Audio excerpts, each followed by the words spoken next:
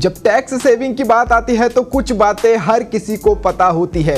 ATC investment जैसे PPF, ELSS, HRA या फिर होम लोन का इंटरेस्ट। लेकिन कुछ ऐसे भी टैक्स सेविंग टिप्स है जो काफ़ी लोगों को पता नहीं है। आज की वीडियो में हम ऐसे ही 5 सेविंग टैक्स टिप्स की बात करने वाले हैं जो न केवल एम्प्लॉयज़ बल्कि बिजनेस ओनर्स और फ्रीलांसर्स के लिए भी कुछ और टैक्स बचाने में मदद करने वाले हैं। नमस्कार, आपके साथ में मैं हूं राहुल कुमावत। नंबर 5 पर आता है सेक्शन 80GG।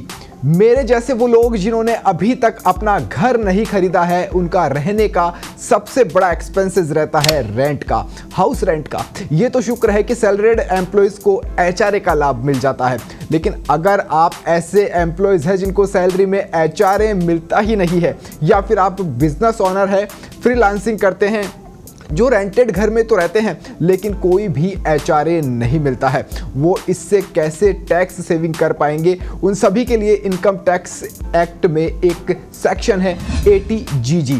ऐसे लोग जो एचआरए नहीं ले रहे हैं वो 80GG के तहत इनकम टैक्स एग्जम्पशन क्लेम कर सकते हैं। इसमें भी अब 3 कंडीशन होती है और इन तीनों कंडीशंस में से जिसमें कम अमाउंट बनेगा उतना एग्जम्पशन आप ले सकते हैं। कंडीशन नंबर 1 की बात करते हैं, annual rent paid minus 10% of the total income.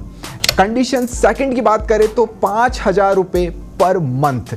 Condition 3 की बात करते हैं 25% ऑफ योर टोटल इनकम। अब इन तीनों में से जो सबसे कम अमाउंट होगा उतना एग्जम्पशन आप ले सकते हैं, आपको मिलने वाला है। एग्जाम्पल के साथ भी हम समझते हैं, मान लीजिए मेरी एनुअल इनकम है 5 लाख रुपए, मेरे महीने का जो रेंट जाता है वो जा रहा है 10,000 रुपये। अब पहली कंडीशन के ऊपर इसको अप्लाई करते हैं, rent paid minus 10% total income. यहां मेरा सालाना रेंट जाएगा 1,20,000 रुपये। उसमें से टोटल इनकम यानी 5 लाख में से 10% घटाना होगा, जो कि मेरा अमाउंट टोटल बन रहा है 50,000 रुपये। अब इसको हम माइनस करते हैं तो ये टोटल अमाउंट अब बन गया है हमारा 70,000 रुपये। यहाँ पर दूसरी कंडीशन की बात करें तो 5,000 रुपये पर मंथ, यानी एनुअल इसको हम मल्टीप्लाई करते हैं तो 60,000 रुपये ये बन जाते हैं। अब तीसरी कंडीशन की बात करते हैं, 25% ऑफ टोटल इनकम, यानी 5 लाख का 25%, यानी 5 लाख का 25% बन गया है 1,25,000 रुपये। इन तीनों में से सबसे कम है 60,000 रुपये, यानी मुझे 80GG के तहत 60,000 का एग्जम्पशन मिल जाएगा। नंबर 4 की बात करते हैं हम, सेक्शन आता है 80D। इसके तहत भी आप शानदार रिबेट ले सकते हैं। हम में से ज़्यादातर लोगों को पता होता है कि हम मेडिकल इंश्योरेंस करा रहे हैं, उसके प्रीमियम का अमाउंट 80D के अंदर डिडक्शन की तरह क्लेम किया जा सकता है। लेकिन इसमें भी मेडिकल इंश्योरेंस के अलावा एक और कंपोनेंट होता है जिसे ज़्यादातर लोग नहीं जानते हैं, शायद आप भी नहीं जानते होंगे।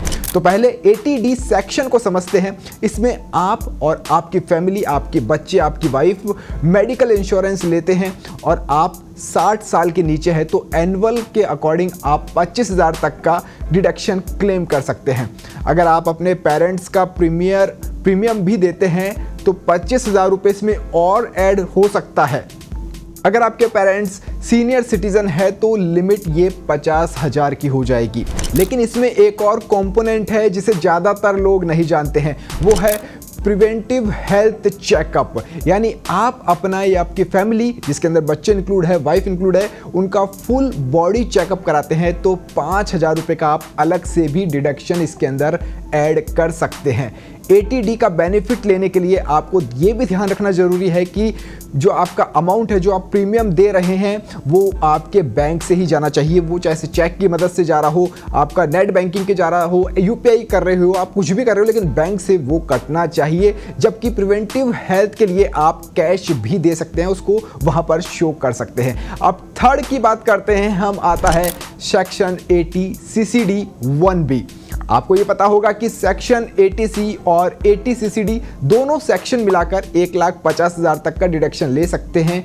लेकिन काफ़ी लोगों को ये पता नहीं है कि इसमें एडिशनल 50,000 रुपये का भी डिडक्शन और मिल जाता है। सेक्शन ATCCD 1B के तहत जो आपको मिलता है वो NPS के तहत इन्वेस्ट करने पर मिलता है। इसमें आप एडिशनल 50,000 रुपये तक का डिडक्शन और ले सकते हैं। अब नंबर 2 पर आता है दोस्तों टैक्स हार्वेस्टिंग। ये क्या है सब कुछ समझते हैं।